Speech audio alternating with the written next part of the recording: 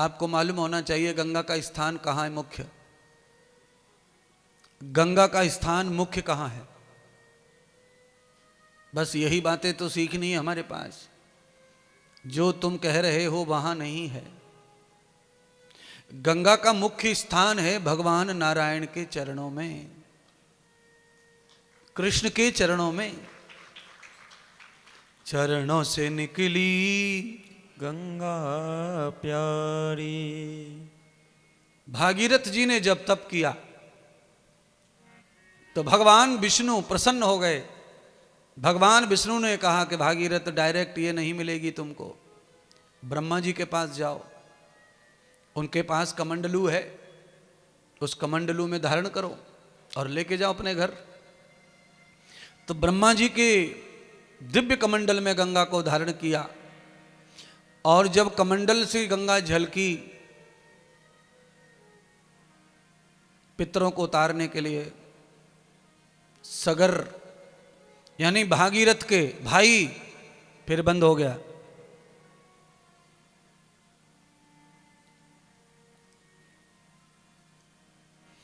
भागीरथ के जो भाई थे 10,000 बताते हैं कथाओं में, उनको जब मार दिया गया तो उनके कल्याण के लिए भागीरथ जी ने तप किया। और गंगा जब कमंडल में लाए तो कमंडल से गंगा जब तारने के लिए धरती पर बहाने लगे तो पूरी धरती को काट दिया गंगा ने। धरती खार बन गई, सारी धरती नष्ट कर रही गंगा। इतना प्रेशर, इतनी धार तेज थी कि धरती को काट कर समुद्र में ले गई। और गंगा का वो स्वरूप जो है साल में एक बार जरूर दिखता है, श्रावण में। ये ध्यान कर लो, हर श्रावण में गंगा जो है धरती को काटती ही काटती है, उसका स्वभाव है। फिर वो गंगा धरती को काट रही तो अब क्या करें, कैसे बचे? धरती नहीं रहेगी तो कैसे संसार रहेगा? तब महादेव के पास गए विष्णु। महादेव से कहा, महादेव आज तुम्हारी जरूरत है, क्या करना है प्रभु? तो गंगा जो है सीधी गिर रही है धरती पर, तो धरती नहीं सहन कर रही है, समुद्र में जा रही है। तो क्या करें? तो भागीरथ के कमंडल की जो गंगा है उसका प्रेशर कम करो। तो कहा इसके नीचे बैठ जाओ। तो भगवान महादेव अपनी जटाओं को लेकर गंगा की धारा के नीचे बैठ गए। तो भगवान शंकर की कितनी तपस्या होगी जिनकी जटाओं में गंगा का प्रेशर शांत हो गया। जटाओं में गंगा शांत हो गई। द्रवितम नवेदितम सर्वः। उर्मिला जी, आपने देखा होगा पानी जब चलता है, बिजली को, ट्यूबवेल को, बोरिंग को, अगर पाइप पानी का डायरेक्ट धरती में छोड़ दिया जाए तो गड्ढा कर दे पानी, तो फिर लोग क्या करते हैं, बाजरे की करब लावें और करब ला करके पानी के नीचे, धार के नीचे जमा दे में मिट्टी में। फिर वो पानी काटता, मिट्टी को नहीं काटता है। प्लास्टिक भी लगा देते हैं लोग, कट्टा बोरी भी लगा देते हैं, साधन है वही, काटना नहीं। इसीलिए भगवान शंकर ने धरती को बचाने के लिए अपनी जटाओं को लगा दिया है। जटाओं के कारण गंगा जटाओं में से बहती हुई दिख रही है। वो 3 जगह से आई है जटा भगवान शंकर के जटाओं में, फिर धरती पर। तब धरती जो है गंगा को सहन कर पाई और फिर तार रही है सबको आज तक, पितरों को, सगर के सभी बच्चों को तारते हुए भागीरथ के सभी भाई वैकुंठवासी हो गए, सब मुक्त हो गए गंगा जी के आगमन से। इसीलिए गंगा यमुना कैसी चाहिए? निर्मल चाहिए, सब नदियां निर्मल चाहिए। तो इसीलिए कभी भूल से नदियों में थूकना नहीं चाहिए, कभी नाक नहीं सनकनी चाहिए नदियों में, कभी पत्थरी से रगड़ के नहाना नहीं चाहिए नदियों में। पर किस किस को समझाएंगे हम लोग? तो आपको ही समझा सकते हैं, आप तो मानते भी हैं, आप तो ऐसे नहाते नहीं हैं, थूकते भी नहीं हैं, नाक भी नहीं सनकते, आप तो सब अच्छे हैं, पर आपके द्वारा टीवी पर कोई बैठे होंगे, उनको भी सुनने को मिल रहा है। तो ऐसी गलती कोई कर रहा है, वो अपने ही शरीर में निर्मलता कम कर रहा है। क्यों? गंगा तो सबके शरीर में बह रही है, सबके शरीर में निर्मल धारा है गंगा की। किसी का शरीर गंगा के रहित नहीं है, यमुना के रहित नहीं है, सबके शरीर में ही गंगा प्रवाहित है और उस गंगा से ही शरीर चल रहा है। तो गंगा पुत्र भीष्म को मुक्ति प्राप्त हो गई, द्रोणाचार्य कृपाचार्य मुक्त हो गए संसार से। अब तो रास्ता साफ हो गया। तो किसका नंबर आया? सबसे पहले कुंती के पुत्र का नंबर आया, कर्ण का। दीवाल हट गई तो कर्ण का नंबर आ गया महाराज। कर्ण का रथ का पहिया फंस गया और कर्ण जब रथ के पहियों को निकालने के लिए नीचे उतरा तो धनुष बाण रख दिए रथ में। तो भगवान कृष्ण कहने लगे अर्जुन मारो, मौका है। तो अर्जुन ने कहा भगवान ये तो नीति के खिलाफ है, आपने ही तो नियम बनाया है कि सूर्य उदय के समय शंख बजाकर युद्ध होगा और शाम को सूर्य अस्त के समय शंख बजाकर विश्राम होगा और कोई निहत्था होगा उस पर वार नहीं किया जाएगा। तो ये तो निहत्था है। तो भगवान कृष्ण अर्जुन को कहते हैं कि ये निहत्था है तो ही मर सकता है, अगर इसने धनुष उठा लिया तो फिर इसे कोई नहीं मार सकता। क्यों? इसके पास में इंद्र का वरदान है, इसके पास में इंद्र के द्वारा दिए हुए कमंडलू हैं, कवच हैं। इंद्र ने कर्ण को तपस्या से प्रसन्न होकर के ये सब दिया था। और वैसे कहते हैं कि इंद्र का ही अवतार अर्जुन है, पर अवतार में और इंद्र में फर्क है, विष्णु में और कृष्ण में भी फर्क है, विष्णु और राम में भी फर्क है, विष्णु और दत्त में फर्क है, विष्णु और नरसिंह में फर्क है। अवतार में कुछ चीजें कम हो जाती हैं।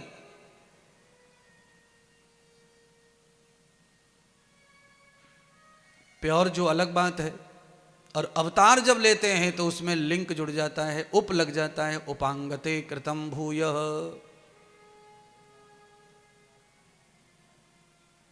माता पिता जैसा सेम कोई बच्चा नहीं आता है, थोड़ा मिलता जुलता होता है। तो भगवान जो विष्णु है जब जब अवतार ले रहे हैं तो अपना स्वरूप विष्णु वाला नहीं है, उनका अलग अलग स्वरूप में अवतार ले रहे हैं और वैसा ही लीला और वैसा ही बल दिखा रहे हैं।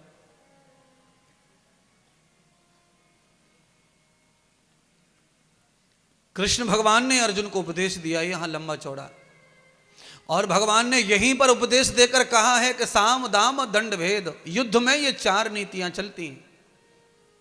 युद्ध में जो मुंह से कहा वो अपनाना जरूरी नहीं है। तो आज्ञा मिली भगवान की तो अर्जुन ने कार्य कर दिया, और कार्य करने के बाद में जब कर्ण धराशायी हो गए तो कर्ण ने कृष्ण के ऊपर यह सवाल उठाया है कि सब तुम्हें ब्रह्म कहते हैं सब लोग, पर तुम कैसे ब्रह्म हो? तुम तो अपनी बात पर ही कायम नहीं रहे, तुमने मुझे मारा मरवाया, कोई बात नहीं, युद्ध में मैं शहीद हुआ हूं, वीर गति को प्राप्त हुआ हूं, सारे के सारे अर्जुन के बाण मेरे सीने में लगे हैं, मुझे गर्व है मृत्यु पर मेरा सवाल है कि तुमने ऐसा क्यों करवाया? तो भगवान अर्जुन और कर्ण दोनों को समझा रहे हैं। तो कर्ण को भी उपदेश दिया, कर्ण के अंदर जो शंका थी वो शंका दूर की और कहा कर्ण तुम्हारी सदगति हो गई, तुम्हें मेरा धाम प्राप्त होगा। तो भगवान ने कर्ण को यहां पर ब्रह्म रूप का दर्शन भी कराया है और कर्ण को यश दिया है मृत्यु का। कर्ण से कहा कि जाते जाते तुम्हारे जो दांत हैं उसमें 2 दांत सोने के हैं। कर्ण जब पैदा हुए थे तो कुंती ने तो उन्हें नदी में बहा दिया था, धृतराष्ट्र ने राज्य में होने के कारण वो सूत के घर से उनको बुला लिया था अपने घर पे, एक सूत ने उन्हें पकड़ लिया था। और राजा को बताना पहले जरूरी होता था, कुछ भी हाथ में आया, कोई नई चीज मिली है तो बताना पड़ता राजा को। तो राजा को बताया तो राजा ने कहा इसका पालन पोषण हम करेंगे, पहले प्रजा का पालन राजा ही करते थे। तो कर्ण का जब पालन पोषण हुआ तो कर्ण के दांत में सोना जड़ दिया गया था। तो भगवान ने कहा अभी सोने का समय आ गया है, सोना जाना नहीं चाहिए। तो लाओ भाई सोना दो, तुम दानी हो ऐसा सुना है, तो जाते जाते मेरी इच्छा पूरी कर दो, तुम्हारी दांतों पर मेरी नीयत है, ये दान करना है तो मुझे दान करके जाओ। तो कहते हैं कर्ण ने कचर कचर करके पत्थर उठाया और पत्थर स्वयं मुंह पे मार लिया, दांत तोड़कर कृष्ण भगवान को अर्पण कर दिए। इसीलिए सोने बोने को उतार लेते मरते समय। कर्ण के साथ में 2 दांत नहीं जाने दिए भगवान ने, तो तुम्हारे साथ भी भगवान जाने नहीं देंगे। कोई न कोई घर में ऐसा आदमी होगा जो सोना उतारेगा, पायजेब, कुंडल, नाक, नथली, ये सब उतार लेगा। इसीलिए मरने के बाद कोई उतारे फिर दान नहीं कहलाता, वो जीवित पर ही दान कर दो। मरना है, समझ लो मरना है तो उतार दो, कान नाक सब नंगे कर दो, तैयार हो जाओ मरने के लिए। तो महाराज क्यों हॉस्पिटल बनाना यूं है? तो महाराज हमारे नाक कान लेके हॉस्पिटल बनाएंगे, और जिन पे है नहीं वो क्या दें? जिन पे है नहीं वो कुछ मत दो, भावना दो, सपोर्ट करो, विचार दो, गुरुजी हम तुम्हारे हॉस्पिटल के साथ हैं, जल्दी बनेगा, टाइम आ गया है, अब बनेगा। है थोड़ा सा घाटा पड़ गया बीच में, नहीं तो अब तक तो उद्घाटन भी हो जाता हॉस्पिटल का, साल भर हो गई काम बंद हुए, पर बीच में थोड़ा भक्त चाहने वाले धोखा दे गए हैं, नहीं तो बन ही जाता।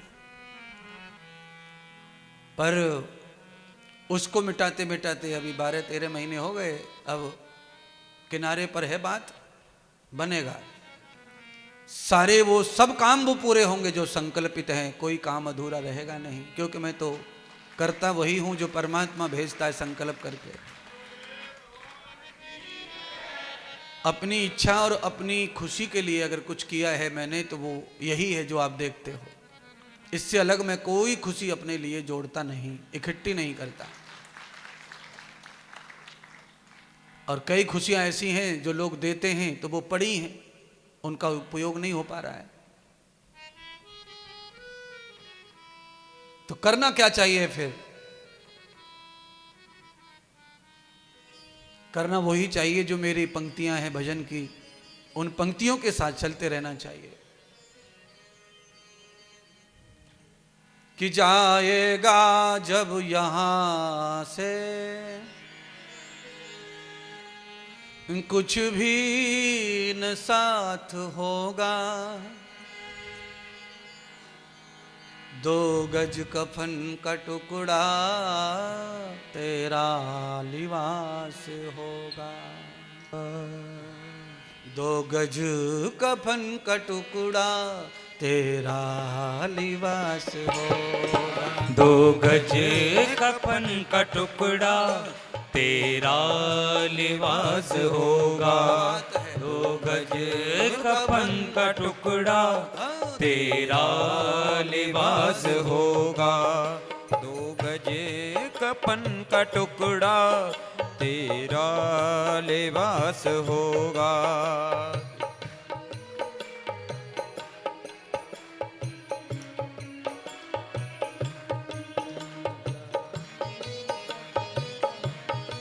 हरि श्री राधे।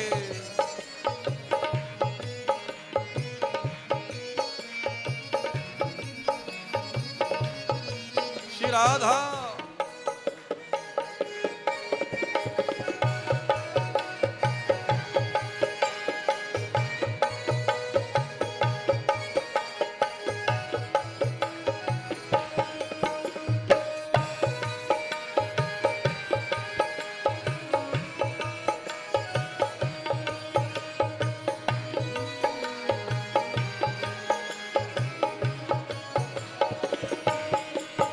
जाएगा जब यहाँ से कुछ भी न साथ होगा। जाएगा जब यहाँ से कुछ भी न साथ होगा। 2 गज कफन का टुकड़ा, 2 गज कफन का टुकड़ा तेरा लिबास होगा। जाएगा जब यहाँ से कुछ भी न साथ होगा। जाएगा जब यहाँ से कुछ भी न साथ होगा। 2 गज कफन का टुकड़ा, 2 गज कफन का टुकड़ा, तेरा लिबास होगा। जाएगा जब यहाँ से कुछ भी न साथ होगा। जाएगा जब यहाँ से कुछ भी न साथ होगा।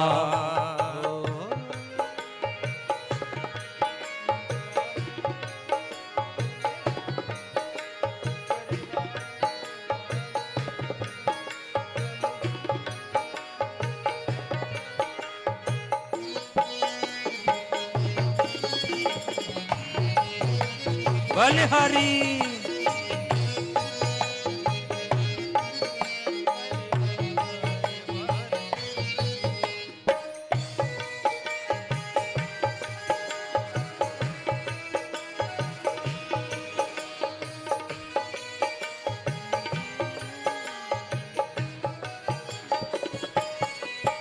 कांधे पे धर ले जाएं परिवार वाले तेरे। कांधे पे धर ले जाएं परिवार वाले तेरे। यमदूत ले पकड़ कर डोलेंगे घेरे घेरे। यमदूत ले पकड़ कर डोलेंगे घेरे घेरे। पीटेगा छाती अपनी कुनवा निराश होगा। पीटेगा छाती अपनी कुनवा निराश होगा। 2 गज कफन का टुकड़ा, 2 गज कफन का टुकड़ा, तेरा लिबास होगा। जाएगा जब यहाँ से कुछ भी न साथ होगा। जाएगा जब यहाँ से कुछ भी न साथ होगा।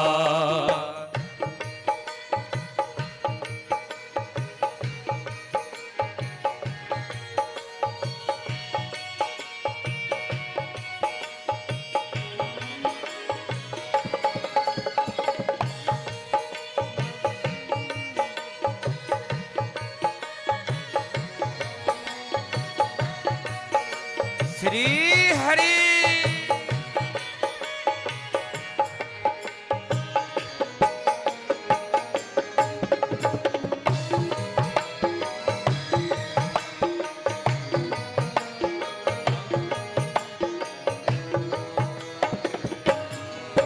हरि नाम जपुले प्राणी भव सिंधु पार होते। हरि नाम जपुले प्राणी भव सिंधु पार होते। माया मोह में फंसकर जीवन अमूल खोते। माया मोह में फंसकर जीवन अमूल खोते। प्रभु नाम जपले प्राणी बेड़ा तो पार होगा। प्रभु नाम जपले प्राणी बेड़ा तो पार होगा। 2 गजी कफन का टुकड़ा, 2 गजी कफन का टुकड़ा, तेरा लिबास होगा। जाएगा जब यहाँ से कुछ भी न साथ होगा। जाएगा जब यहाँ से कुछ भी न साथ होगा। 2 गजी कफन का टुकड़ा, 2 गजी कफन का टुकड़ा, तेरा लिबास होगा। जाएगा जब यहाँ से कुछ भी न साथ होगा। जाएगा जब यहाँ से कुछ भी न साथ होगा। कुछ भी न साथ होगा, कुछ भी न साथ होगा। सच्चे दरबार की जय हो, सतगुरुदेव भगवान की जय हो, भागवत महापुराण की जय जय श्री राधे। बोलिए श्री सतगुरुदेव भगवान की जय हो।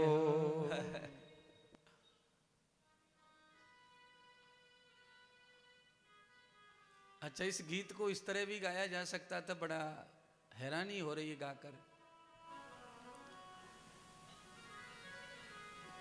पहली बार आज दुनिया में तर्ज बदली है गीत की महाराज, पर कितना जोरदार बैठा है। ये बहुत फेवरेट धुन है एक फिल्मी गाने की। एक गाना फिल्मी है, वो कोई एक आध लाइन समझ में आ रही होगी तुझे।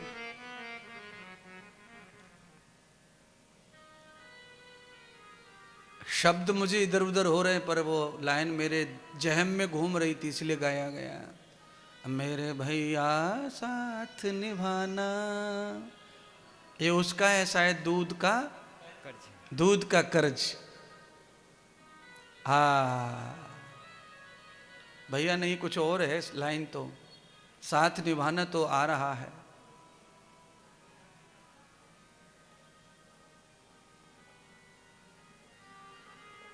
यही तो है।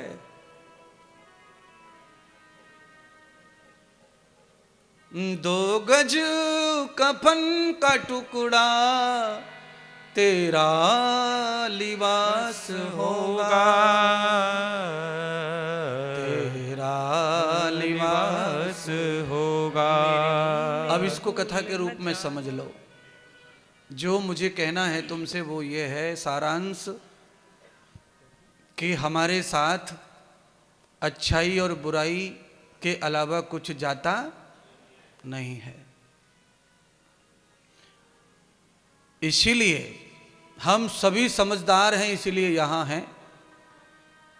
तो हमारी मृत्यु के बाद और मृत्यु के आगे केवल और केवल अच्छाई हो, पीछे भी अच्छा और आगे भी अच्छा मिले और पीछे अच्छा छोड़ा जाए। अगर अच्छा छोड़ा जाएगा तो अच्छा जरूर मिलेगा। अगर पीछे अच्छा नहीं छोड़ा जा रहा है तो आगे भी कुछ अच्छा। देखिए कई गाड़ियां बहुत धुआं फेंकती हैं पीछे, तो लोगों को लगता है कि धुआं तो पीछे वालों को परेशान कर रहा है, पीछे निकल रहा है। पर गाड़ी का कभी बोनट खोल के इंजन को देखो तो पूरा का पूरा गंदा रहता है, काला हो जाता है। धुआं आता आगे से ही है, पीछे।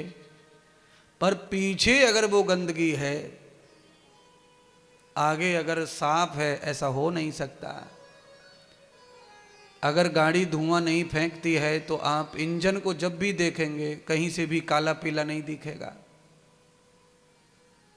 इसीलिए आगे भी अच्छा और पीछे भी अच्छा हो, उसके लिए ये गीत गाया है, समझने के लिए।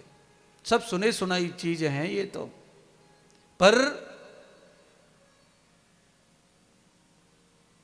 कितना भी सुना हुआ गीत हो, पर जब यहाँ व्यासपीठ पे जब गाया जाता है समय पर, तो एकदम ताजा लगता है, नया कोरा लगता है महाराज।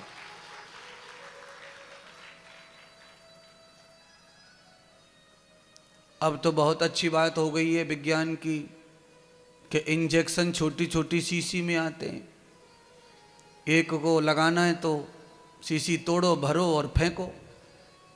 हम जब छोटे थे तब ऐसा नहीं था। तब तो एक बड़ी सी बोतल आ गई महाराज, पूरे डॉक्टर उसी में से सबको, काले को, पीले को, मोटे को, पतले को, बीमार को, टीबी को, बीवी को, सबको ठूस रहे उसी में से। पर इंजेक्शन डॉक्टर जब भी लगाता या भरता तब नया ही दिखता था वो। और कुछ था नहीं, 2 ही बोतल डॉक्टर रखता था टेबल पे। अब ये सब नहीं होता। पहले तो पानी को इंजेक्शन ठोक देवे डॉक्टर, तो डॉक्टर खूब बदनाम हो चुके हैं पहले। कि वो तो पानी को इंजेक्शन देता, उसके तो दवा काम ही नहीं करती, उसका तो बुखार उतरता ही नहीं। अब ऐसा संभव नहीं है। हर सरल चीज में कोई न कोई लफड़ा हो चुका है, इसीलिए सबको कठिन कर दिया गया। और अच्छा भी है। पहले एक ही सुरंज कांच की आती थी, पर गर्म पानी में डाल देते थे डॉक्टर। गांव के गांव सरकारी हॉस्पिटलों में बच गए एक ही सुरंज से। पर हर डॉक्टर के हर मरीज के साथ नयापन। ऐसे ही ये जो भजन है अभी जो गाया है, इसको सब महात्मा और कथाकार गाते हैं, पर जब जब सुना जाता है तब तब वो नया और अच्छा लगता है। क्योंकि माहौल बनाकर, समय और विषय बनाकर गाओ तब तो अच्छा लगता है। कहीं का ईंट कहीं का रोड़ा तो फिर कुछ ना लगता। विषय के साथ में रख दो तो शास्त्र बन जाते हैं भजन।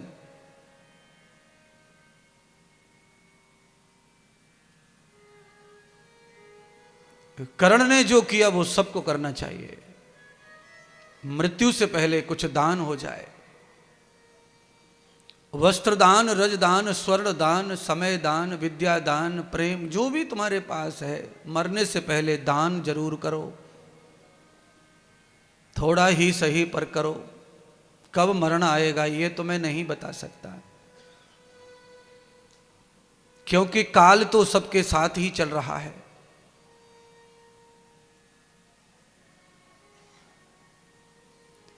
अश्वत्थामा के ऊपर नजर भीम की पड़ी और भीम ने अश्वत्थामा को पकड़ लिया। अश्वत्थामा भी गदाधारी था, वो धनुष बाण नहीं चलाता था। महाभारत में भीम ने अश्वत्थामा को लपेटा, मृत्युदान दे दी, उसके हाथ तोड़े। जिन हाथों से द्रौपदी को छुआ बोल बोल के तोड़े। तूने साड़ी खींची थी ना इन्हीं हाथों से, तो हाथों को तोड़ दिया, गर्दन को तोड़ा, घुटने तोड़े, ऐसे मारा बुरी तरह से। क्योंकि गलत कर्म का नतीजा गलत है, अच्छा नहीं है महाराज। क्योंकि आज तक मैंने बड़े बड़े डाकू, बड़े बड़े निकम्मे लोगों के नाम सुने बचपन से अभी तक, उनको मौत अच्छी नहीं आई। बहुत बुरी तरह से लोग उन्हें मारे। पुलिस वालों ने मारा तो बुरी तरह से मारा, गांव वालों ने मारा तो बुरी तरह से मारा। जैसी करनी वैसी भरनी। तो फिर हमें क्या करनी चाहिए?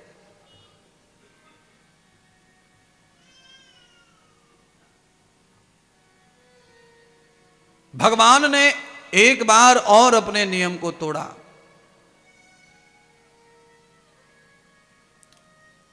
बब्रीक जी कथा है, उस समय भी भगवान कृष्ण ने नियम तोड़ा। जयद्रथ की जो कथा है महाभारत में, उस समय भी भगवान ने नियम तोड़ा। तो आज भगवान ने अंतिम क्षण कर दिया महाभारत का। केवल दुर्योधन बचा है। धृतराष्ट्र के 100 पुत्र समाप्त हो गए। दुर्योधन के पीछे भीम पड़ा हुआ है। गदा युद्ध चल रहा है, मल्ल युद्ध चल रहा है।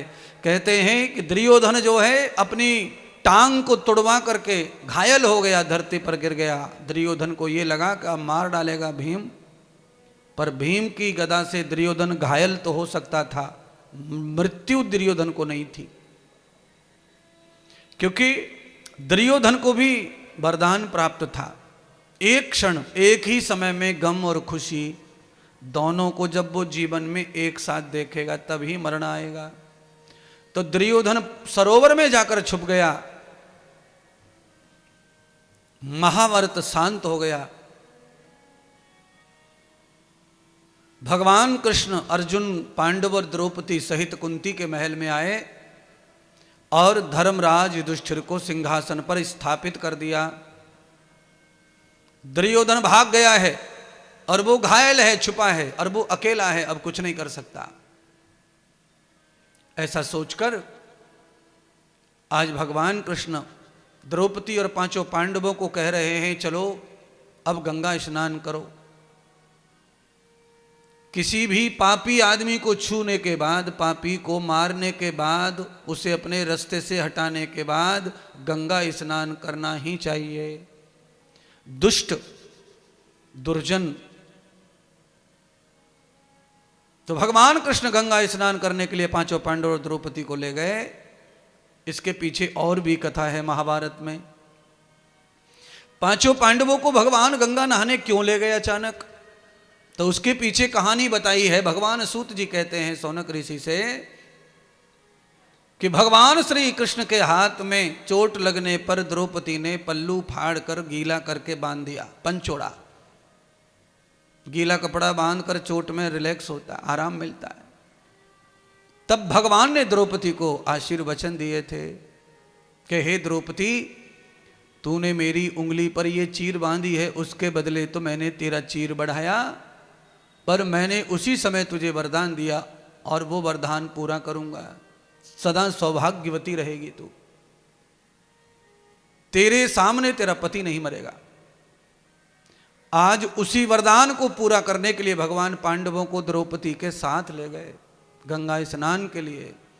और द्रौपदी के 5 पुत्र सो रहे थे, उनको प्रगाढ़ निद्रा दे दी। द्रौपदी ने छोटा मोटा जगाया भी था, पर भगवान ने माया रच दी, प्रगाढ़ निद्रा दे दी, बच्चे उठे नहीं। तो पांडवों ने कहा थोड़ी दूर ही तो जाना है, नहा के आ जाएंगे, बच्चे जब तक उठेंगे सोने दो, चले गए। तो इसका सीधा सीधा अर्थ है, 2 अर्थ करो इसके। एक अर्थ ये करो कि बच्चों को सोते हुए छोड़कर कभी भी इस तरह नहीं जाना चाहिए। और दूसरा अर्थ ये करो कि बिना बच्चों के तीर्थ में बोलो, गंगा नहाने बोलो, मत जाओ, उन्हें पहले लेके जाओ। पर भगवान की लीला है, द्रौपदी के सुहाग और वचन की पूर्ति के लिए आज द्रौपदी के बच्चों का बलिदान देना है, क्योंकि किसी की जगह किसी को तो कुछ करना ही पड़ेगा। आज आया है संकट पांडवों के ऊपर। आज द्रौपदी विधवा होने वाली थी, पर भगवान ने अपने वचन के कारण द्रौपदी को सुहागन रखने के लिए गंगा मैया की शरण ली। तो गंगा एक ही काम नहीं करती हैं, गंगा बहुत सारे काम बनाती हैं भक्तों के। द्रौपदी आदि सब नहाने चले गए और कृपाचार्य द्रोणाचार्य की कथा आप जानते हैं। तो द्रोणाचार्य का पुत्र अश्वत्थामा ने पांडवों को मारने का व्रत किया हुआ था। आज दुर्योधन के पास जाकर के उसने कहा कि तुमने मेरे पिता को, भीष्म को, कर्ण को, सबको सेना नायक बनाया, देखो सब तुम्हें हरा के चले गए। मैंने तुम्हें कहा था मुझे सेनापति बना दो, मैं विजय दिलवाऊंगा, पर तुमने नहीं किया। और आज भी मैं तुम्हें मित्र राजा ही मानता हूं। सरोवर में तुम पड़े हो अकेले घायल, कोई नहीं है तुम्हारा मेरे सिवाय। अगर तुम मुझे आज भी एक दिन के लिए सेनापति नियुक्त कर दो, मेरी इच्छा पूरी कर दो, तो शाम तक मैं 5 पांडवों का सिर काट के तुम्हारे चरणों में अर्पण कर दूंगा। तो दुर्योधन ने सोचा मेरे पास अब बचा क्या है, अगर ऐसा हो जाए तो मेरी आत्मा को शांति प्राप्त होगी। दुर्योधन ने एक दिन के लिए उसे सेना नायक बना दिया, सेनापति बना दिया। उसने 5 पांडवों के महल में प्रवेश किया। बच्चे सो रहे थे एक ही जगह पर। अश्वत्थामा को लगा कि पांडव ही सो रहे हैं। तलवार से सबके सिर काट दिए और सबके सिर काट कर रात के अंधेरे में सबके सिर बांध कर ले गया टोकनी में और जाकर दुर्योधन को परोस दिए। अंधेरा था। दुर्योधन को जैसे ही पहुंचा सरोवर में चिल्ला चिल्ला कर कहने लगा, देखो दुर्योधन, देखो राजा महाराज, एक दिन तुमने मुझे सेनापति बनाया, तुम्हारी इच्छा पूरी कर दी, 5 पांडवों का सिर लेकर आया हूं, देखो।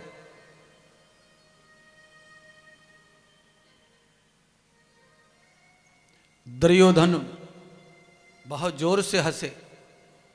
अब तो हंसे तो हंसे, हंसे तो हंसे, खुशी का ठिकाना नहीं दुर्योधन का। बाद में दुर्योधन ने कहा कि लाओ मेरे सिर मेरे सामने डालो, मैं अपने पैरों के जूते की ठोकर मारना चाहता हूं सबके सिर में। जैसे ही सिर लाया अश्वत्थामा सामने तो दुर्योधन ने सिर देखे तो दुर्योधन का हंसना जो था वो रोने में बदल गया। अश्वत्थामा ने पहचाना नहीं था ना, कभी देखा नहीं, पर दुर्योधन ने तो सबके बच्चे देखे थे, पहचान लिया। और दुर्योधन रुदन करने लगा, रोने लगा, करुणा करने लगा। दुर्योधन में आत्मीयता पांडवों के बच्चों के लिए जाग गई। कहा अश्वत्थामा तुमने घोर पाप कर दिया, तुमने द्रौपदी के 5 पुत्रों को काट दिया है, पांडव समझ के तुम पापी हो, और मेरे भतीजों को मारा है, इसलिए तुम मेरे भी अब क्षमा के पात्र नहीं हो, मेरी आंखों के सामने से चले जाओ, ऐसा कहा। और दुर्योधन ने अपने प्राण छोड़ दिए। दुर्योधन भी समाप्त हो गया। द्रौपदी लौट कर आई 5 पांडवों के साथ गंगा स्नान करने के पश्चात। तो द्रौपदी ने जो देखा वो खेल अद्भुत था। रक्त बह रहा है पूरे महल में, धड़ पड़े हैं। द्रौपदी ने देखा तो रुदन करने लगी, विलाप करने लगी। भगवान कृष्ण ने द्रौपदी को संभारा, सीने से लगाया, ढांढस बंधाया। भीम अर्जुन दोनों उबलने लगे कि द्रौपदी तुम्हारे पुत्रों को मारने वाले को सूर्य अस्त से पहले समाप्त कर दिया जाएगा, पर तुम शांति बनाओ। भगवान जानते थे भीम अर्जुन दोनों कर सकते हैं ऐसा, पर ऐसा किया तो अर्जुन और भीम दोनों को पाप लगेगा, क्योंकि वो तो गुरुपुत्र है अश्वत्थामा, और ये अश्वत्थामा ने ही किया है। किसने किया होगा? भगवान ने कहा ये द्रोणपुत्र ने किया है। तो अर्जुन भीम तुम द्रोणपुत्र को मत मारना, क्योंकि वो अपराधी है द्रौपदी का। द्रौपदी सजा देवे तब ही द्रौपदी को शांति प्राप्त होगी। जाओ उसे ढूंढ कर पकड़ कर बांध लाओ। भगवान कैसी लीला चल रहे हैं देखो।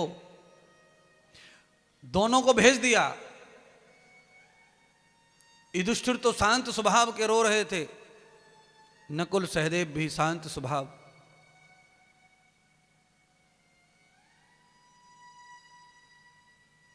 अब यह बंद पड़ गया साउंड सर्विस।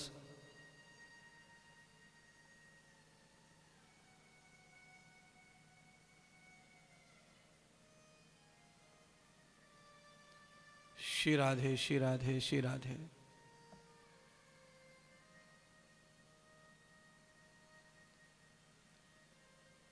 भगवान कृष्ण ने द्रौपदी को बहुत सारे उपदेश दिए, बहुत समझाया। द्रौपदी को कहा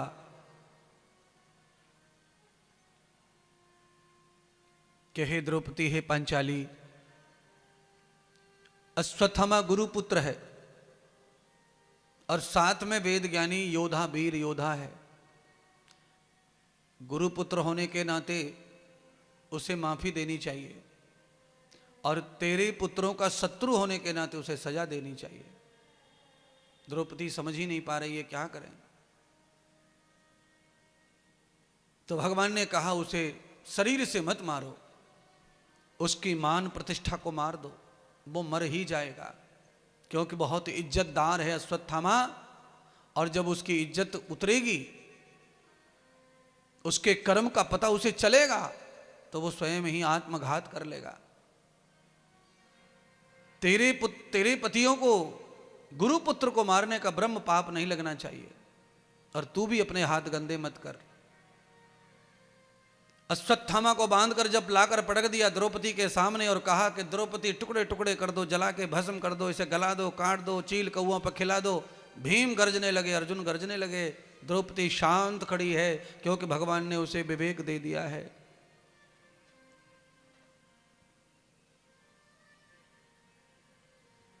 द्रौपदी और 5 पांडवों के सामने फिर भगवान ने वही बात कही, पांडवों मार डालो इसे, पर गुरुपुत्र को मत मारो, ब्राह्मण होने के नाते इसे मत मारो।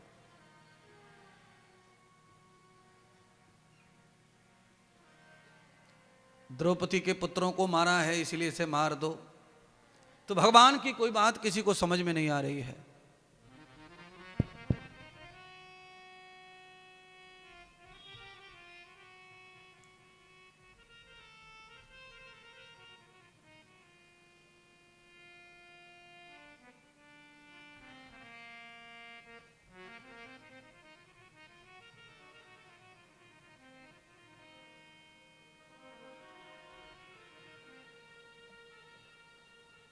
अंत में भगवान ने उसे ऐसी सजा दे दी कि पांडवों को ब्रह्म हत्या भी नहीं लगी और उसका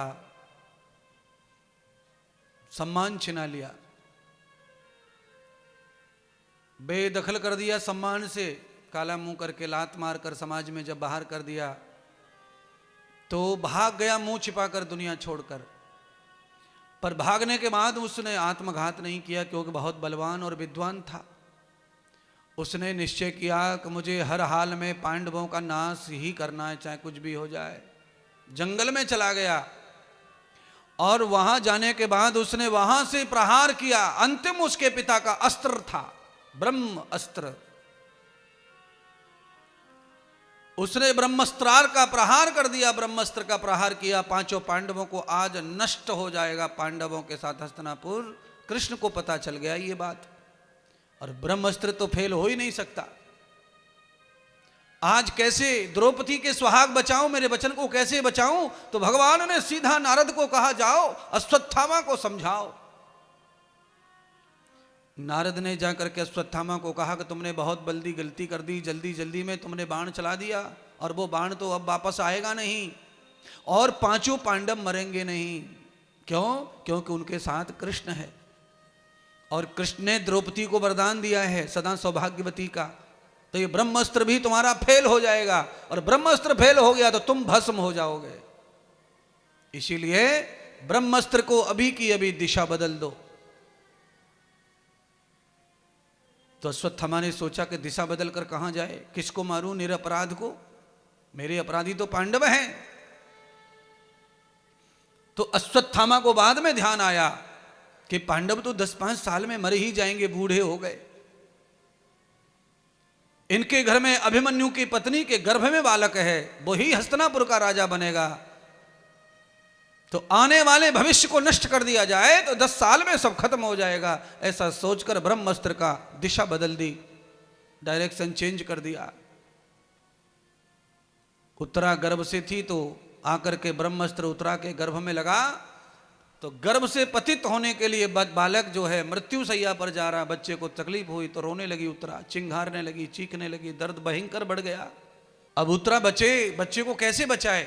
उत्तरा तो डॉक्टर नहीं है, पर उत्तरा के पास में अपनी दादी सास कुंती का ज्ञान है और वो ज्ञान काम आ गया। जब भी ऐसा संकट आए तो कृष्ण का जाप, परमात्मा का ध्यान करो, परमात्मा को स्मरण करो, उन्हीं को सहायता के लिए पुकारो। उत्तरा ने वही पुकार लगाई।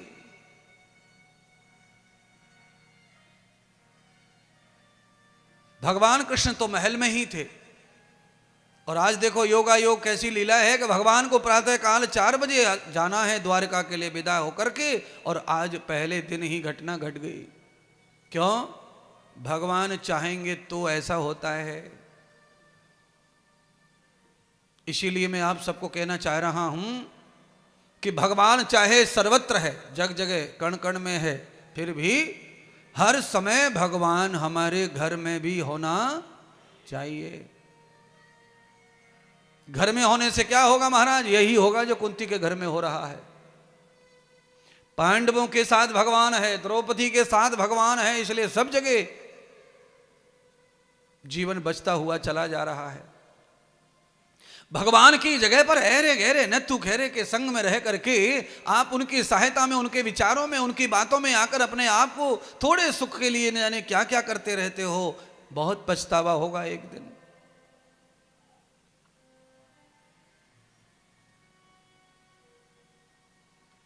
हे कृष्ण, हे द्वारिकानाथ, मेरी रक्षा करो, प्रभु मेरी रक्षा करो।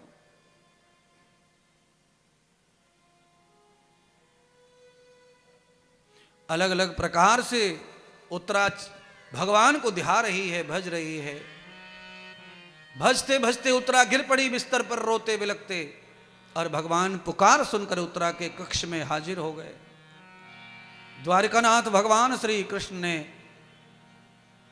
उत्तरा के पास जाकर कहा, पुत्री मैं बहुत बड़े धर्म संकट में फंस गया हूं, तेरे बच्चे को बचाना मेरा कर्तव्य है, क्योंकि तूने मुझे पुकारा है, पर तू मेरी पुत्री के समान है, मैं कैसे बचाऊं। तो भगवान के चरणों में गिर पड़ी, कहा सब धर्म आपके चरणों में है, एक ही धर्म बचा है मेरे पास और वो है शरणागति, और आप तो भगवान हैं, आपको कैसी लज्जा।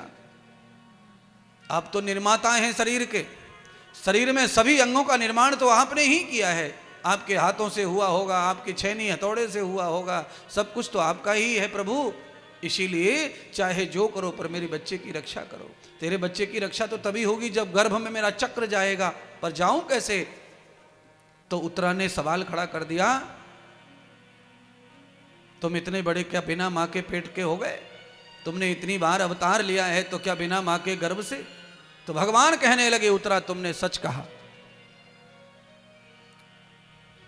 तुम्हारा सवाल सही है, पर मैंने कभी भी गर्भ से अवतार नहीं लिया है, मैं कभी गर्भ में नहीं आया, और दुनिया में आने के लिए गर्भ की जरूरत पड़ती है, पर मैंने कभी दुनिया में आने के लिए गर्भ की मदद नहीं ली है, मैं कभी गर्भ में नहीं गया, मैं तो प्रकट होता हूं।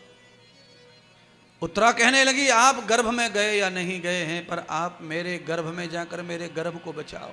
बांके बिहारी मुझको देना सहारा, बांके बिहारी मुझको देना सहारा, कहीं टूट जाए ना दामन तुम्हारा। बांके बिहारी मुझको देना सहारा, बांके बिहारी मुझको देना सहारा, कहीं छूट जाए ना दामन तुम्हारा। बांके बिहारी मुझको देना सहारा, बांके बिहारी मुझको देना सहारा, कहीं छूट जाए ना दामन तुम्हारा, कहीं छूट जाए ना दामन तुम्हारा।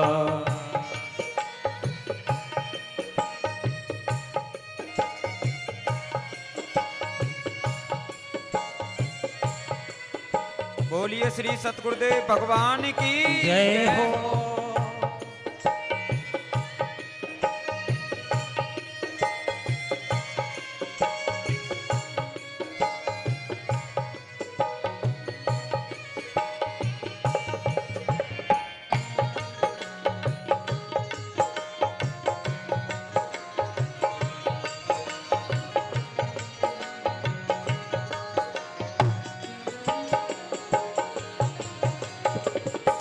तेरे सिवा दिल में समाए न कोई, तेरे सिवा दिल में समाए न कोई, तेरे सिवा दिल में समाए न कोई, लगन का ये दीपक जलाए न कोई, लगन का ये दीपक बुझाए न कोई। तू ही मेरी कश्ती, तू ही है किनारा, तू ही मेरी कश्ती, तू ही है किनारा, कहीं छूट जाए ना दामन तुम्हारा, कहीं छूट जाए ना दामन तुम्हारा। बांके बिहारी मुझको देना सहारा, बांके बिहारी मुझको देना सहारा, कहीं छूट जाए ना दामन तुम्हारा, कहीं छूट जाए ना दामन तुम्हारा।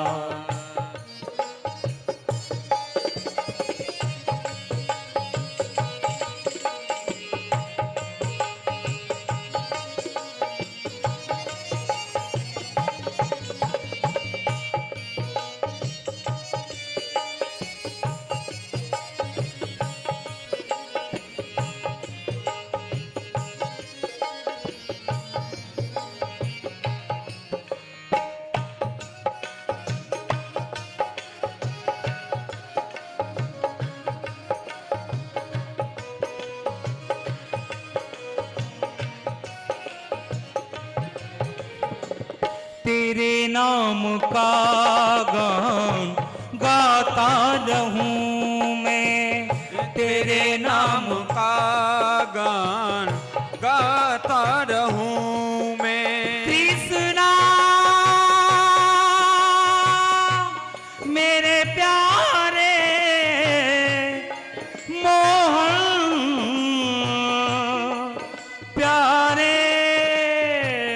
तेरे नाम का गान गाता रहूं मैं, तेरे नाम का गान गाता रहूं मैं। सुबह शाम तुझको रिझाता रहूं मैं, सुबह शाम तुझे को ध्याता रहूं मैं। तेरा नाम मुझको है प्राणों से प्यारा, तेरा नाम मुझे को है प्राणों से प्यारा। कहीं छूट जाए ना दामन तुम्हारा, कहीं छूट जाए ना दामन तुम्हारा। बाके बिहारी मुझको देना सहारा, बाके बिहारी मुझको देना सहारा। कहीं छूट जाए ना दामन तुम्हारा, कहीं छूट जाए ना दामन तुम्हारा, कहीं छूट जाए ना दामन तुम्हारा। कहीं छूट जाए ना दामन तुम्हारा।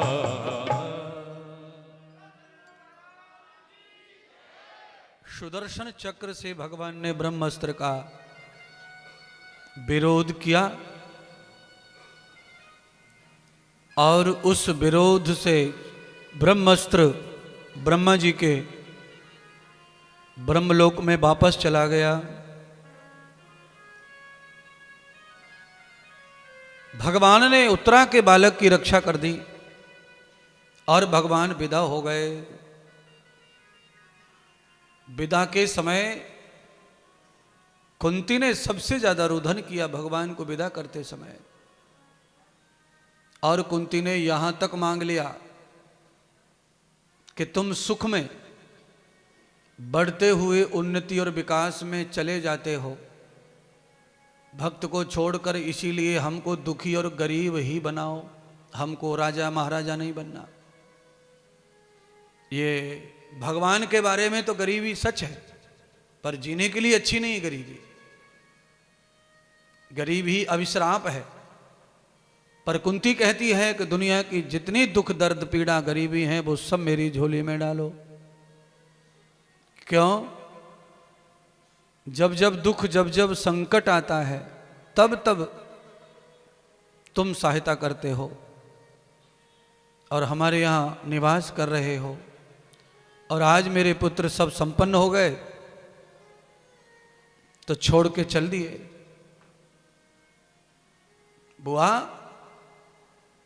मैं वचन दे के जा रहा हूं, भविष्य में 7 पीढ़ियों तक भी तेरे वंश में कोई भी मुझे दुख में याद करेगा, मैं वहीं से तेरे घर पहुंच जाऊंगा, पर जाना पड़ेगा,